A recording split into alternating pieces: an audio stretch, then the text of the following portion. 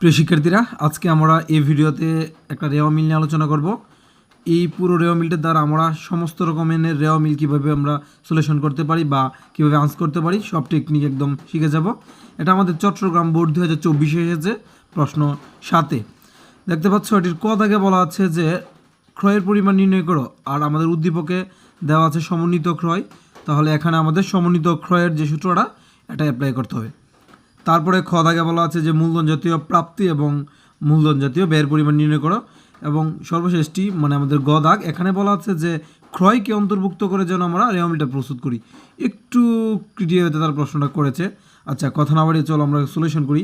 যেহেতু ক দাগে বলেছে যে ক্রয়ের পরিমাণ নির্ণয় করো, আমার এখানে বসাতে হবে সমন্বিত ক্রয়ের সূত্র। আর আমরা জানি সমন্বিত ক্রয়ের সূত্র হচ্ছে এরকম যে প্রারম্ভিক মজুত পণ্য যোগ নিট ক্রয় বিয়োগ সমাপনী মজুত পণ্য। এ হচ্ছে আমাদের সমন্বিত ক্রয়ের সূত্রটি। প্রারম্ভিক মজুত পণ্যের সাথে আমরা ক্রয়কে যোগ করছি এবং সমাপনী মজুত পণ্যকে বিয়োগ করেছি। এখন তাদের প্রশ্নে মানে উদ্দীপকের মধ্যে আমাদের সমন্বিত ক্রয়ের ভ্যালুটা দেওয়া আছে এবং প্রারম্ভিক মজুত পণ্য যে টাকাটা তাও দেওয়া আছে এবং সমাপনী মজুত পণ্যটা দেওয়া আছে, শুধু নেই আমাদের ক্রয়ের পরিমাণটা। আর এটাই কিন্তু আমাদের কথাকে বলেছে যেন বের করি। তাহলে দেখতে পাচ্ছি সমন্বিত ক্রয়ের পরিমাণটা স্পষ্ট বলা আছে 1,75,000 টাকা, আমরা লিখবো ওই জায়গায়, এবং প্রারম্ভিক মজুত পণ্য টাকা হচ্ছে শুধু 25,000 টাকা। তাহলে এই ভ্যালুটা আমরা মনে রাখলাম, ওইখানে আমরা লিখবো। আর সমাপনী মজুত পণ্যের ভ্যালুটা হচ্ছে এখানে 40,000 টাকা। তাহলে এই তিনটা ভ্যালু আমাদের এই জায়গায় বসাতে হবে। এই হচ্ছে আমাদের সমাপনী মজুত পণ্যের ভ্যালু, প্রারম্ভিক মজুত পণ্যের ভ্যালু এবং সমন্বিত ক্রয়ের ভ্যালু। যেহেতু এই জায়গায় আমরা সমান সমান ইউজ করেছি, এই জায়গায় আমরা বাই লিখবো। আর আমাদের বের করতে দেবো আমাদের ক্রয়ের পরিমাণ বা নিট ক্রয়ের পরিমাণ বের করতে হবে। তাহলে এই ভ্যালুটা এদিকে ছিল, লিখলাম 25,000 ছিল এইদিকে প্লাস আকারে, আমরা এইদিকে আমরা মাইনাস আকারে নিয়ে আসবো। এই হচ্ছে নিয়ম, সমানের এপাশ ওপাশ করলে চিহ্নের পরিবর্তন হয়। 40,000 এইদিকে ছিল আমাদের মাইনাস আকারে, এইদিকে চলে আসবে প্লাস আকারে, শুধু ওইদিকে পরে থাকবে ক্রয় মানে নিট ক্রয় পরে থাকবে। এই ক্যালকুলেশনটা করলে মানে তিনটা ভ্যালু আমাদের যদি কাজটা করি তাহলে এটার সাথে এটা বিয়োগ হবে এবং এটা যোগ হবে, তাহলে উত্তর আসবে 1,90,000 টাকা। এটাকে আমরা বলতে পারি ক্রয় বা নিট ক্রয় পরিমাণ। এই হচ্ছে মূলত আমাদের ক দাগের আনসারটা। তারপরটিতে বলা আছে যে প্রথম অংশের জন্য আমরা মূলধন জাতীয় প্রাপ্তি নির্ণয় করি, তারপরে মূলধন জাতীয় ব্যয় নির্ণয় করি।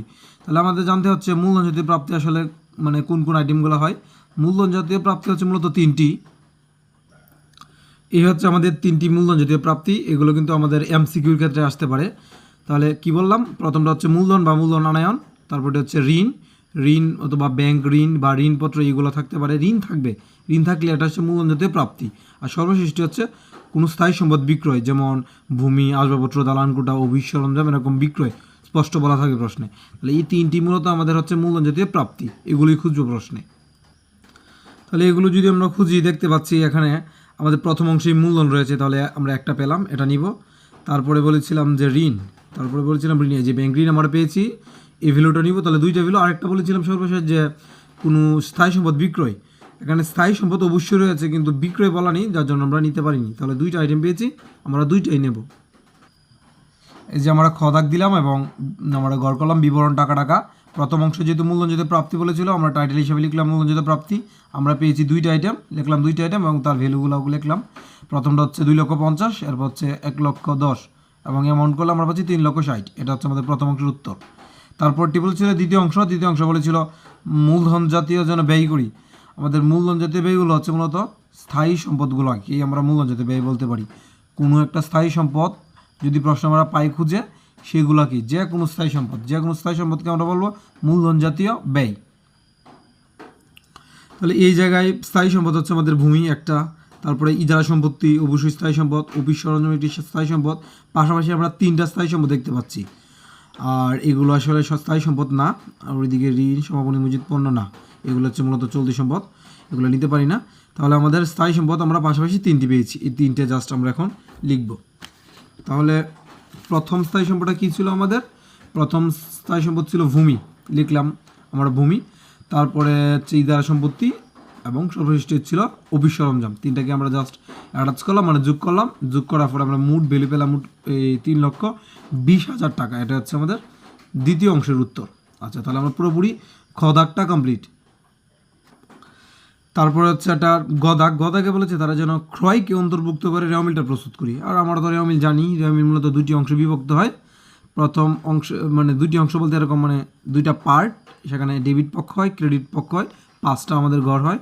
তাহলে ডেবিট পক্ষ আর ক্রেডিট পক্ষের মধ্যে আমাদের সম্পদ এবং ব্যয়গুলোকে আমাদের ডেবিট করতে হয়, এবং যে আর বাকিগুলো রয়েছে যেমন আয়, দায়, মালিকানা সত্ত্ব, সম্পদ এবং ব্যয় হয় আমাদের ডেবিট, আর আয়, দায় এবং মালিকানা সত্ত্ব এইগুলো হয় আমাদের ক্রেডিট। এই টেকনিক অনুযায়ী মূলত আমরা করবো। এগুলো আমরা কিন্তু এই ক্লাস 9-10 পড়ে এসেছি এরকম।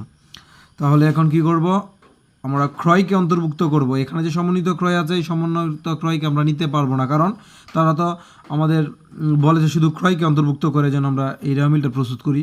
তাহলে এটাকে আমরা কল্পনা করতে পারবো না। আর আমরা কত আগে তো বেরিয়ে করেছি যে ক্রয়ের পরিমাণটা কত ছিল, এটা নিব। আর যেহেতু আমরা ক্রয় নিব, তাহলে কিন্তু অবশ্যই প্রারম্ভিক মজুত পণ্যকে আমাদের এই নিতে পারবো রেওয়া মিলে। আর সমাপনী মজুত পণ্যকে এখন নিব না, কারণ যেহেতু ক্রয়কে নিচ্ছি। আর যদি সমন্বিত ক্রয়কে অন্তর্ভুক্ত করে আমরা রেওয়া মিলটা প্রস্তুত করতাম, তাহলে কিন্তু সমাপনী মজুত পণ্য রেওয়া মিলে আসতো, আর এই প্রারম্ভিকটা আসতো না। এই হচ্ছে আমাদের টেকনিকটা। যেহেতু ক্রয়কে নিব, এজন্যই আমরা প্রারম্ভিক মজুত পণ্যকেও নিব রেওয়া মিলে, আর সমাপনী মজুত পণ্যকে নিব না। হ্যাঁ, আর এরকম যদি বলতো যে সমন্বিত ক্রয়কে অন্তর্ভুক্ত করে রেওয়া মিলটা প্রস্তুত করে, বা কিছু যদি না বলতো, কিছু না বললে কিন্তু আমরা সমন্বিত ক্রয়কে নিতাম, কারণ যেহেতু আমাদের এখন উদ্দীপকে বলা আছে। তাহলে সমন্বিত ক্রয়কে নিলে আমরা সমাপনী মজুত পণ্যকে নিতাম, প্রারম্ভিককে আর নিতাম না। এই হচ্ছে আমাদের মূলত যে একটু এই প্যাচের যে জায়গাটা। আচ্ছা, তাহলে সিরিয়াল ওয়াইজ আমরা সবগুলো লিখবো। প্রথমেই দেখতে পাচ্ছ আমি একদম গদায় লিখে রেখেছি যে ক্রয়কে অন্তর্ভুক্ত করে রেওয়া মিল প্রস্তুত, রেওয়া মিল এবং সময় দিয়ে দিলাম, সালটা আর কি। তারপরে আমাদের রেওয়া মিলে যে বলেছিলাম যে 5টা আমাদের ঘর হয়, লিখলাম 5টা ঘর। এখন আমি ডেবিট পাশে নিব সম্পদ এবং ব্যয়কে, আর ক্রেডিট পাশে নিব আয়, দায়, মালিকানা সত্ত্বকে। সিরিয়াল ওয়াইজ যা ছিল আমি লিখে নিলাম। মূলধন হচ্ছে একটা মালিকানা সত্ত্বের অংশ, যার জন্য আমরা এটাকে ক্রেডিট পাশে নিলাম। তারপর হচ্ছে ভূমি হচ্ছে একটা সম্পদ, যার জন্য এটা হবে ডেবিট। সম্পদ ডেবিট পাশে নিলাম। ইহার সম্পত্তি একটি সম্পদ, এটাও ডেবিট হবে। অফিস সরঞ্জাম সম্পদ আমাদের ডেবিট পাশে বসাতে হবে। ক্রয়, তারা যদি বলেছে ক্রয়কে নিব, আমরা ক্রয় কীভাবে বের করেছি তা লিখে দিয়েছি যে কত আগে আমরা পেয়েছি ক্রয়। আর ক্রয় তো অবশ্যই ডেবিট, কারণ ব্যয় ভ্যালুটা ছিল 1,90,000 টাকা, 1,90,000। তারপর হচ্ছে প্রারম্ভিক মজুত পণ্য, যেহেতু ক্রয়কে নিব প্রারম্ভিক মজুত পণ্য কিনে দেবে, কারণ প্রারম্ভিক মজুত পণ্য হচ্ছে একটি ব্যয়, আর ব্যয় হচ্ছে ডেবিট। অবচয় একটি পরিচালন ব্যয়, অবচয়কে আমরা ডেবিট করবো, কারণ আমি বলেছি প্রথমেই যে আমাদের মূলত সম্পদ এবং ব্যয় এই দুইটা হইলে হবে ডেবিট। তারপর অবচয়ের পরে হচ্ছে আমাদের কুড়িন সঞ্চিতি, আমরা সকল সঞ্চিতিকেই ক্রেডিট করব,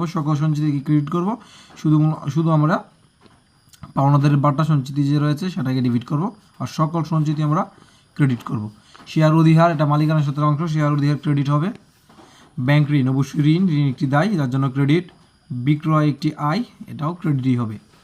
বিক্রয়ের পরে হচ্ছে আমাদের অফিস খরচ, স্পষ্ট খরচ বলা আছে, তাহলে খরচ অবশ্যই ডেবিট। আগুনে বিনষ্ট পণ্য, এটা একটা বিবিধ ক্ষতি, এটাও আমাদের ডেবিট হবে, কারণ ব্যয়।